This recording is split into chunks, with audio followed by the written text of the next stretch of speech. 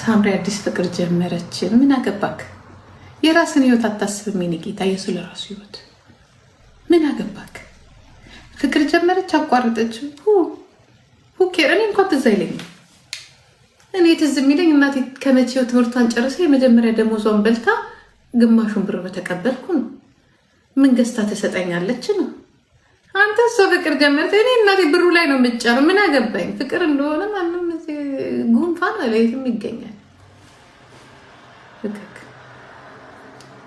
ማገባ ነገር። አንተስ መቼ ነው የምትጀምረው ወይ የምታቆመው?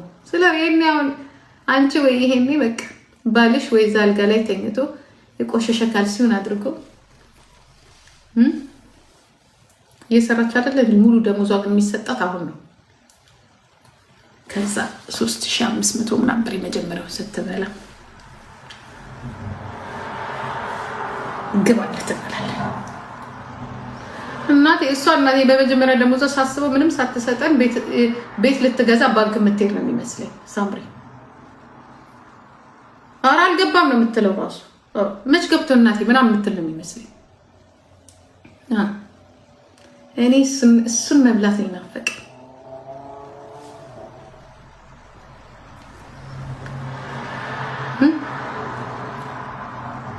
3500 ታረጋለች በቃ። ከዛ አዳሚ እንግዲህ እንዲህ ልባችኋለሁ መጣና የልጄን ደሞዝ ብዬ ቤት ገዛች። ገና እዚህ ሀገር ይቀራታል እንደ ኢትዮጵያ ብቻ ነው እንደምንገዛው። እንዳውን ማንሲ መንገዛለን ሰብሰብ ብለን ነው መንገዛው።